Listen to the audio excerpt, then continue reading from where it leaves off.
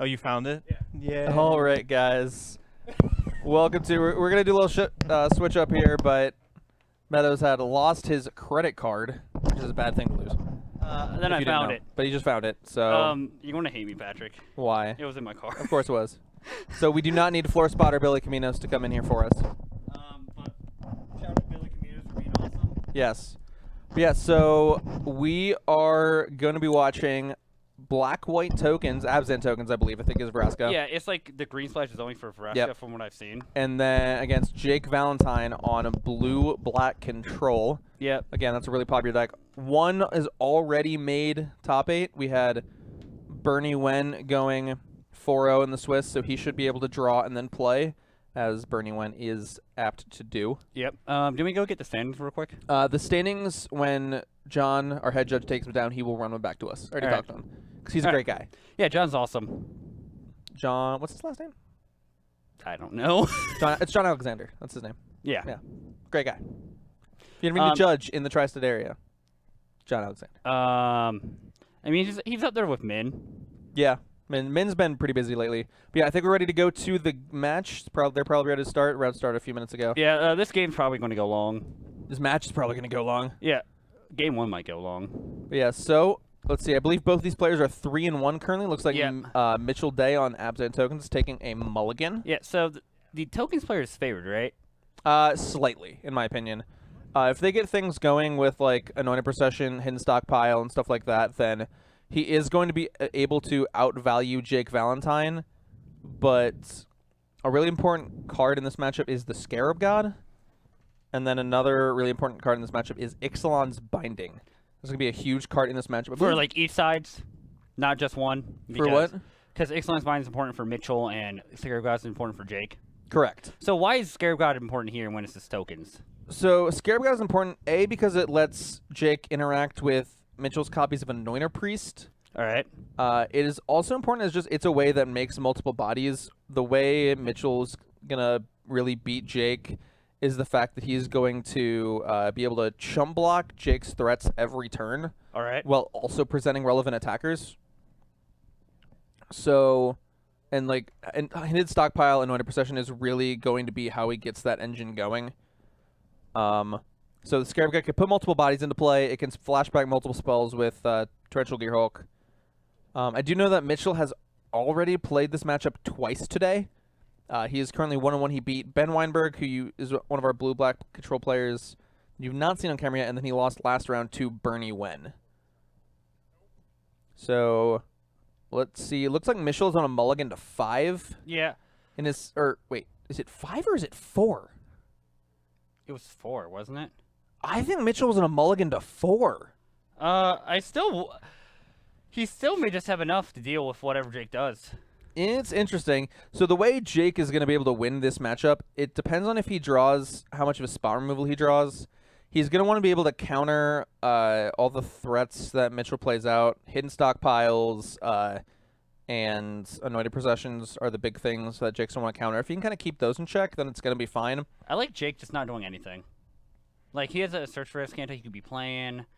So, yeah, he has the Censor, which is relevant, especially here because Mitchell might untap and try to jam Anointed Procession, which he has 2 of in hand. His hand, I believe, is 2 Anointed Processions and a Cast Out. So what may happen, you may draw the 4th land. Oh, Legion's land is pretty good. It's a good one, although Jake does have the Field of Ruins for when that flips, and he can just use a Moment of Craving on this Vampire right now. That Moment of Craving doesn't have that many good targets later in the match. No, I mean, it's just like, it kills a token. Yeah, that's all it's going to do. And now Jake is basically just going to untap with 2 Disallows in hand along with Search. I would have played the Search because... I would not. I think you want to make sure you have Disallow up at all times, especially now that you have 2. That's the scatter they just drew. Isn't going to do much along with that Fatal Push. But this is definitely part where I would definitely jam Search. Well, the reason I would have is because you can just like censor Anointed Procession if he goes for it, but like it gets worse for Jake if he goes Hidden Stockpile. Yeah, that's the thing you're really worried about is if you just try to jam a Hidden Stockpile. Has a target for once. Yeah. Yeah, that's probably fine. Yeah, you could either choose to use Essence Scatter or Fatal Push. I like using Essence Scatter there because there might be things that you want to remove from Mitchell's side that aren't cast. He has 3 Anointed Possessions out. 3 annoying possessions, a cast out, and 2 fatal pushes as Mitchell's hand right now. That is not that good. I think he has to start jamming. Oh, no. Okay, I like this. I don't. This gives Jake the ability to resolve a copy of Glimmer of Genius. I would have just tried to jam. I think that's the best strategy against this control deck is if they don't have the answer, then that's going to be really bad for them, although Anointed Procession isn't a threat in and of itself. He may just, like, try to cast Scarab God here. Nope.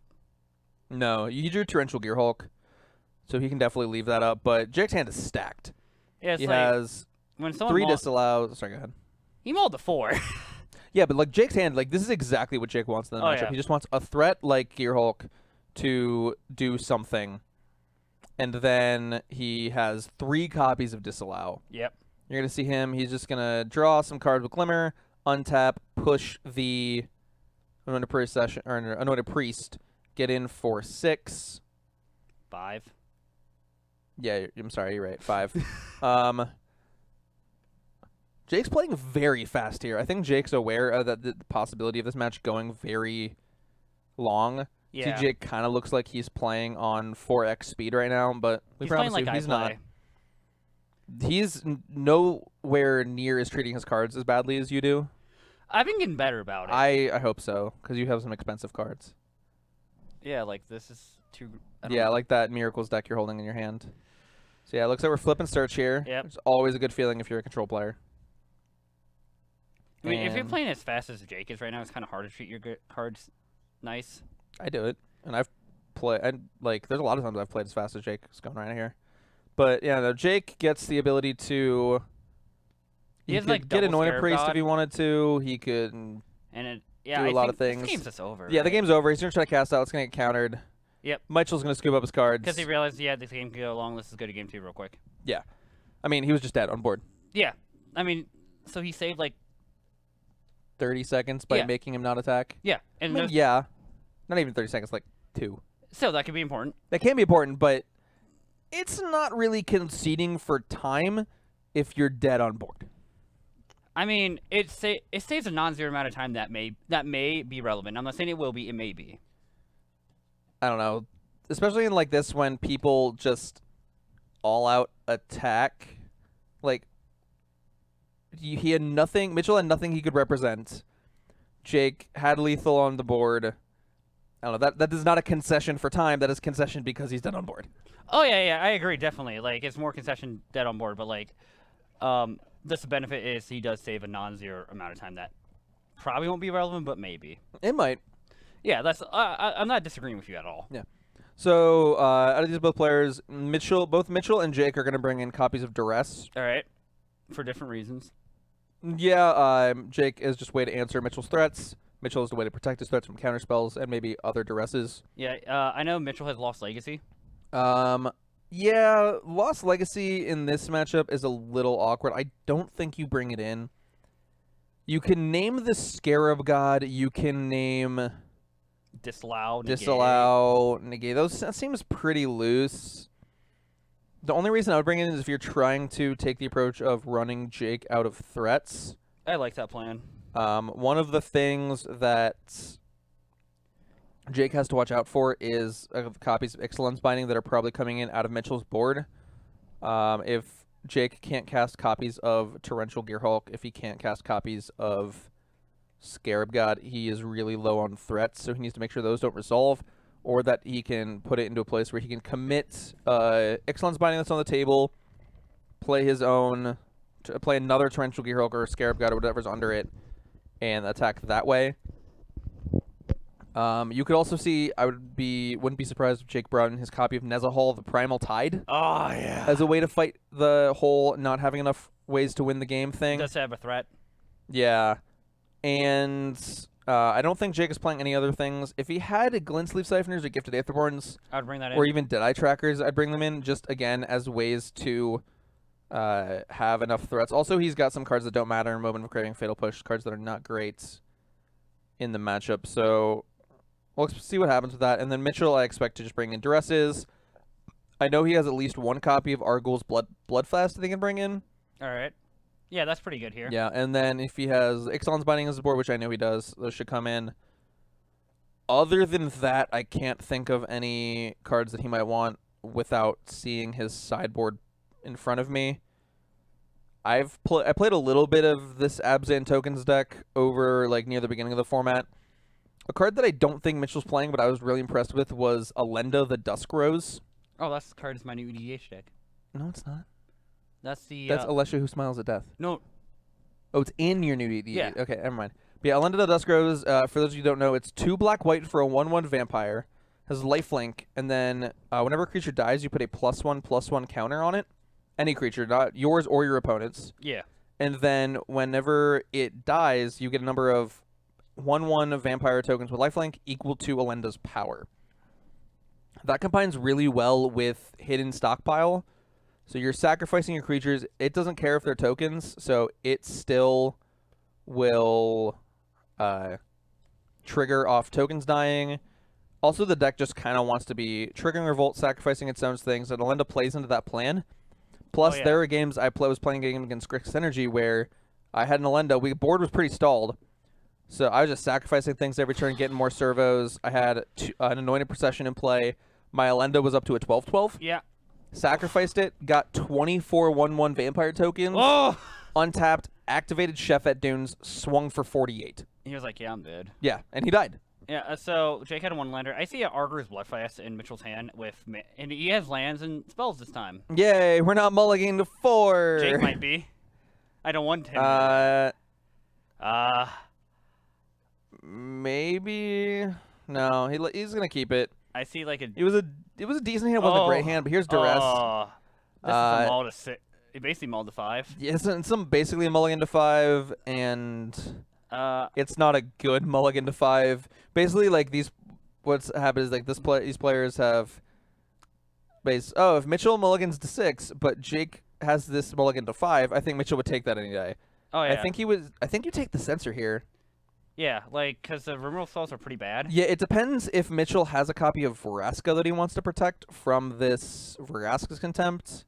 You definitely don't take Fatal Push. You can't take Scarab God, obviously. I wish I could. I would take Censor. I think that's going to be the most relevant card over the course of the game. Plus, if Jake misses land drops, he can cycle it. So Mitchell disagrees with me. We'll see how it ends up playing out. Yep. He also, I think, has a copy of Anointed Priest. Maybe he wants to protect that, but I don't know. I would have gotten rid of the Censor. He's going to force. He could force. It doesn't matter actually. He can just play Bloodfest. Yeah, so he's going to play Bloodfast and then he's going to play Legion's Landing. Yeah. I don't think Jake can afford to censor the Legion's Landing. Oh, we're going to play another Anointed Priest instead of Bloodfast. I want to get this Bloodfast down. Bloodfast is a real good card against this blue-black control deck. And he's not even playing Legion's Land? Okay, that's fair. He knows about the censor. Jake might censor the Legion's Landing. I would. I wouldn't because you need to make sure you hit your land drop, so I think cycling is very important. You also have a wait, no, yeah, I wouldn't actually. Jake has an onboard Field of Ruin. Yeah, that too. Like, Jake doesn't need to, so. I attack for 2. And this thing, like, yeah, this is why I would have played the Bloodfast earlier. Now this can get countered. And it's a really good card in the matchup. It looks like Jake's hand is he gains 2 life. Fatal Push. Right? Yes. Anointed Priest is whenever a creature token enters the battlefield, you gain a life. That's one of the main engines of this deck. This deck can go up to like 50, 87 life, 100 life, and it's pretty easy. Yeah, you know what's best? What? This third Anointed Priest. Yeah. And then let's play the third Anointed Priest. I don't think you play the Legion's Landing here. I like drawing a card off of the Bloodfast. I mean, he's at. We want to get Glimmered here. Mitchell can keep up because of the Bloodfast. Yeah, like this is fine. It's not like Jake's like ahead or anything. I think Jake's kind of behind here. I agree. Mitchell doesn't have any of his like super imposing non-creature permanents, but I say that as he draws whatchamacallit, Treasure Map. Treasure Map is another card that is really hard for Jake to deal with. We're gonna get to a point where Mitchell's like drawing like 3 cards a turn. Yeah, that's insane. Yeah. So he's gonna play the Legion's Landing now just to get another 1/1. And then gain 3 life. And then I expect he'll play the Treasure Map here. It's possible he does not want to run it into a counter spell, or he wants to leave up the Adonto activation. Or Bloodfast, I don't know. Well, yeah, he could draw. We can only draw 1 card with Bloodfast. right now, and if he wanted to do that, he could still play Treasure Map. Yep. I think that's better. So I think what Mitchell wants to do is leave up the Adanto activation. I think he wants to try to get a little aggro. Oh yeah. Negate's a good draw, but Jake Not needs to really. find some Not in lands. this board. Yeah. This is one of those draws where it's like Jake's kind of kicking himself for taking out all of his removal, but you kind of have to. Mitchell just had the aggro Anointed Priest draw. Things you never thought you'd say. That's true. Although I have had an aggro Anointed Priest draws. 1/3 tribal. Sheffet Dunes. Sheffet Dunes adds that's 2 off of lethal. I think I'd do it. I think I'd pump it out. I wouldn't. You're not in any hurry, and if there is something like a Golden Demise or a Bantu's Last Reckoning coming out of Jake, you want to be able to rebuild with the Adanto, the first fort. Yeah. And I like playing the Evolving Wilds to hide information about the Sheffet Dunes. Oh, yes. 100%. Because since he's not Sheffet Dunes this turn, he... Well, also, the Sheffet, if you just play the Sheffet Dunes, it's vulnerable to Field of Ruin. Yeah, I was about to get to that point. Why are the life totals incorrect? No, they're delayed, remember? Well, yeah, but... Okay, I don't know. I apologize, the life totals are incorrect. I think they should be up, but... Yeah, that's game. Honestly, really doesn't matter. That's game. Jake... Valentine losing this game to Mitchell Day. Mitchell Day I wonder if, like, evens it up 1-1. Turns out he's good when he does not mulligan to 4. I think that's true for most people, Patrick. Yeah. I'm going to go grab the standings real quick just to take a look at that. All right. Yep. So hopefully Jake does not... hopefully he's not result-oriented right there and tries to bring in more removal, because the start Mitchell had right there was pretty nutty with the 3 Anointed Priest. That's not likely, probably again. So it was just like that one thing that kind of helped Mitchell win right there. Because most of the things that Mitchell has and Jake cares about are non-creature spells, like, so negate is more correct. It was this unfortunate scenario for Jake right there. All right, I'm back with standings. So it looks like right now we have 2 players at 12 points, Bernie Wen and Taylor Gunn. They should be in top 8. What they did draw, so they should be good. Then we have 10 players at X and 1, so 9 points. So that's going to go to 5. That's going to go to 5. So it looks like we're going to have 1 X and 2 make it. If I'm remember, or maybe 2. So you have 2 people, 2 different matches of X and 1s, and 1 X1 gets paired against a X and 2. Mm-hmm. We have no one at X11, so we don't have to worry about that. So yeah, it looks like all of the X and 1s right now are playing win-ins. This is a win-in for both Jake and Mitchell. We also have Luke Browning, who you saw last round playing, Richard Justin Staley, Gibbon. Justin Gibbing, Daniel D'Alessandro. I don't know what he's on. Logan Reinhardt, Ben Weinberg, Isaiah Edwards, Kyle Palmer. So it's gonna be a stacked top 8. This top 8 real seems good. gas. So if Jake loses, he probably has he's the best X2 to probably try and make top 8. Correct. Both these players are tied on their opponent match win percentage. Jake has a very good game win percentage. Although so does Taylor Gunn. Taylor Gunn's game win percentage is 88%. I think I've seen the best game win percentage before. Yeah, we know. Yeah. It was yours. No, I've seen other people's. This story is located in Mason, Ohio, which is about 30 minutes north of Cincinnati. Yeah. What? Like 45. No. I mean, if you're coming up from Cincinnati in rush hour traffic. Yeah, it depends how fast you speed too. You can get in 20 if you want to. Well, yeah. I mean, I was driving the speed limit this morning. Got here in 30 minutes. Yeah. Yeah. But yeah, so interesting to see what ends up shaking out with tiebreakers. We should have, so all of our X and 2s should get in. Looking at the standings, it is possible that Kevin Prothero, who you saw last round, can get in top 8. He could get in top 8 if he wins out. His opponent match win percentage is 68.75%. That's pretty good. Which is higher than all of the X2s. Even the X1s. I mean, sorry, the X1s. Even the XOs. That is actually the highest opponent match win percentage we have. Which doesn't mean that much because he only has 6 points. Yeah, but so we're going to game 3 here. And so, yeah, this is a win-in between these two players here. I still think Mitchell's favored. I do too. You see a very important card in the matchup, though, in Jake's hand. Well, wasn't Jake's hand. It was Golden Demise. That's the sweeper, right? Yes, that is 1 black. Give all creatures -2/-2. If you have Ascend, or if you have the City's Blessing, then only your opponent's creatures get -2/-2. It's a very controversial card in Rivals of Ixalan Draft. Why? Because people are unclear as to when you're supposed to take it, and whether it's better than Ravenous Chupacabra. People are debating that. I'm on the position that is the second best black uncommon. Let me guess, the first is Ravenous Best, Chupacabra. under Ravenous Chupacabra, because especially with there's a lot of cards in the set that can get creatures back from your graveyard. Specifically, Recover in black is a really good one. Also, if you're ever in green-black, watch out for Chupacabra plus Verdant Rebirth. That's a green-black enchantment, right? No, it's 1 in a black. Sorry, 1 in a green for an instant. Your creature gets, whenever it dies, return it to your hand and also draws a card. Yep. So I like this keep by Mitchell here. Oh, Jake Mullen 5. That's not good.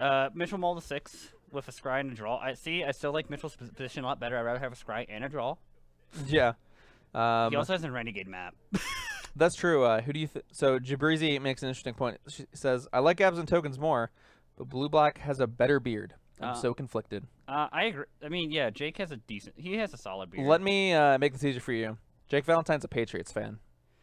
Yep. So blue-black for the win, boys. either you like Patriots or you hate the Patriots. There really is no middle ground. Unless you, I guess, don't care about sports. Did Jake miss a land drop? Yeah. Oh, no. Oh, God, we're on this planet again. Mitchell has another one in hand. Does he really? And he just drew the third one. I think his Allegion's landing in hand, too. Looks like he's probably going to go to Swamp here. Yep. So the Annoyed Priest beatdown plan. So instead of Abzan tokens, there's Annoyed Priest aggro. Yes, this is just 1/3 tribal. Yeah, 1/3 tribals, dude. 2 mana, 1/3s. They're pretty good, I hear. Yes, they are actually. I mean, they also gain life. That's a thing. Yeah, that's irrelevant. So. Annoyed. Yep, and Talidge's landing game 2. Oh, God. We don't have a Bloodfest. Now, Jake does have one of his much needed cards in the matchup. It's another really good one called River's Rebuke. Yep. I mean, the Abzan tokens deck does not kill fast. It does not, but this is actually one of his faster draws, especially with flipping this Adonto the First Fort. Yep. I would not be surprised if we just see Mitchell pass the turn here. Yeah, that's exactly what he does. He gets to leave a... But yeah, we're just discarding hand size here. Well, this is pretty much... game. Gonna be game. Yeah, it's unfortunate for Jake here. You still got to believe... Here's Anointed Procession that he just gets to resolve. For... Hit for 4. Let's see. I think if Jake just... Oh, he found the land. We can play... Contraband Kingpin. We can block, guys. We can block. Mitchell has a cast out. I don't know if he cares enough to cast out this. He might. It's the... Oh, I thought that was the fourth Annoyed Priest. No. Honestly, you can just go around this Contraband Kingpin with Adonto plus Anointed Procession. But here's the cast out. Beat in for 4, put him to 8. Yeah. Now, if Jake draws a black source, he can't cast Golden Demise, kill those 2 vampire tokens, but he does not. He can cast Moment of Craving to buy some time. It's -2/-2, right? Yeah, -2/-2, gain 2 life. So you can cast the Jake's face. He's getting slightly irritated, which, I mean, I think we all would in this position. Actually, I think if I was Jake here, I'd be past the point of irritation and just be like, whatever. I'd just be laughing. Yeah. I'd probably have some, like, angry laughter, if that makes sense. Yeah, I don't think I don't think Mitchell needs to cast a spell for the rest of this game if he wants to win. Now, we can play the third Anointed Priest, because why not? Oh, we can Golden Demise here, kill one thing. Does it do anything? If Jake can somehow survive to 6 mana He's fine. in Cast River's Rebuke, but no, Yeah. he's going to concede. He does not believe there's any way he can get back in this game. So congratulations to Mitchell Day, making the top 8 of our PPTQ here at GameSwap Mason. Man, he is. I mean, depending on how the top 8 goes, his deck is fairly well positioned. Yeah, we know there's at least one blue-black control deck in the top 8 right now. There's also a mono-red deck, so... And, no, red-black aggro. It's essentially mono-red. It's playing black for Scrappy Scrounger. With the main deck life gain, I'm sure Mitchell has a solid So... I don't know. It depends on Taylor's draw specifically. Like, if you just have an average hand from the tokens deck, then all we need to do is look at Taylor's hand. If it's fast, he probably wins. If it's slow, he probably loses. The tokens deck plays takes a long time to set up. But and once if he it's can set kind up, of disrupt, yeah. But if he goes like turn 2 Anointed Priest into turn 3 Anointed Procession, or turn 3 Anointed Priest into turn 4 Anointed Procession, just with a hidden stockpile in there somewhere, it's just probably just going to be game. If he can set up his engine of token makers plus Anointed Priest plus Anointed Procession, that's probably just going to be it, I don't think. Yeah. Maybe with the addition of Rekindling Phoenix in the Flyers, he might be able to pull it out. He can just cast out it, right? He runs that main deck, right? Yeah, he runs cast out main deck. So we're going to see right now if we can get one of these other X1 matches, one of these other win-ins for top 8 online. But on that, if you guys, we just want to thank you guys for coming out, watching the stream. There's a lot of stuff you could be watching right now, so we just thank you chose us, although I think we're the only real standard thing going on right now. I mean, there might be other, like, stores streaming stuff, but... Tokens won. Unfortunately, Jake, on the control deck, mulligan to 5 game 2, and kept a 1-lander. Didn't hit his... Or, yeah, it's game 3. Didn't hit his second land drop for a few turns, and that was just enough. Anointed Priests kill quickly. Not really. Yeah, they do, man. What are you talking about? I mean, 1 kills in 20 turns. 2 kills in 10, that doubles the clock. That's true. 3 kill in 7. 4 kill in 5. Yeah. Now we're just getting a little ridiculous. So, I don't know what the other matchups right now. I'm interested to see... The decks that I'm really interested to see right now, I'm interested to see Logan Reinhardt, because... Biased. I am biased, but also I think he has a good matchup against control decks. Yeah, main deck Carnage Tyrant's pretty good. He has main deck Carnage Tyrant. He has main deck Profane Procession. I don't know if any of you guys have seen Profane Procession against blue-black control. They can't beat it. It's just not possible. Because you resolve that, and then they have uncounterable kill your threat. Uncounterable kill your threat. Uncounterable kill your threat. Hey, that's half your threats. And then they can play your threats. Your threats. But and then also just like Carnage Tyrant, making a bunch of 2/2s off of Hour of Promise can be rough. Also, it's gonna be pretty hard for blue-black control to beat a resolved Sandworm Convergence, because just getting a 5/5 every turn is gonna be pretty good. So, what's the update on feature match, Matthew? Is he still there? Are we alone? Hey, that's creepy. But yeah, so all of our decks that are in like true top 8 contention right now. So we have Abzan tokens, blue-black control, and red-black aggro that are 100% in. They're assuming there's no crazy, weird draw, dream-crushing scenarios, which I don't think so. Normally people don't. It's possible that Bernie and Taylor, I believe Bernie and Taylor are both dead set on playing next round. I believe it. So there could be some weird dream-crushing scenarios in the top 8 based on them, whatever X1s they get paired up against. But we have Luke Browning, who you saw last round on Green-Black Constrictor, who is playing for top 8 this round. Jake Valentine will most likely be playing for top 8 next round, assuming my math is correct. I mean, especially if Bernie and Taylor are playing it out. Correct, yeah. They can knock some X1s that might want to draw 2 X and 2. So it is technically possible that Mitchell, I feel like Mitchell, even if he's X2, will still make top 8. So yeah. But it is very much possible. I actually think Bernie will not play. Why? I think it's smart for Bernie to not play unless he wants to kick someone out of top 8, because he has a significant tiebreaker lead on Taylor in 6 points. And if he draws, he is 100% first or second seed. Assuming no weird tiebreaker shenanigans, Taylor should still be below him at second seed. All right. So that's why I think it's probably fine if they don't play. I mean, they're going to make top 8 either way, but I think with a draw, Bernie will guarantee himself first seed. But, like, Bernie still just may play it out. He might. I don't know what he would be trying to knock out of top 8. He already played against Mitchell Day, so he can't get paired against him. But then we also have Richard Staley, who you saw at the end of round 1, was it? Or round 2? Round 1. Playing Red Green Monsters. He's playing for top 8 this round, along with Justin Gebbing on Marty Vehicles. Ben Weinberg on Blue Black Control. I don't know what Daniel's on. Daniel Del Sandro. I don't think we had him on there. We have Logan Reinhardt. You saw round 1 on Black Green Ramp, Mastermind Ramp. Isaiah Edwards on Mono Red. Kyle Palmer. What's Kyle on? Red Green. Red Green Monsters. And then I would say the only other two, there's like 4 X and 2s that might make it.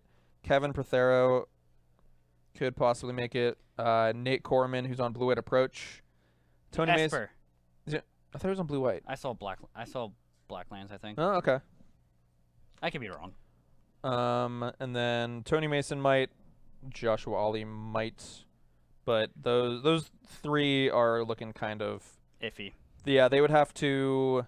Well, the X-Ones would have played out to give a chance. Yeah, so there's Daniel and Justin have the same tiebreakers as those last 3, but their tiebreakers are more likely to improve because they're playing people with better match win percentages. So, is our stream runner even there? I'm gonna go check real quick. Oh, it's here. Do we have a match? Are we getting a feature match?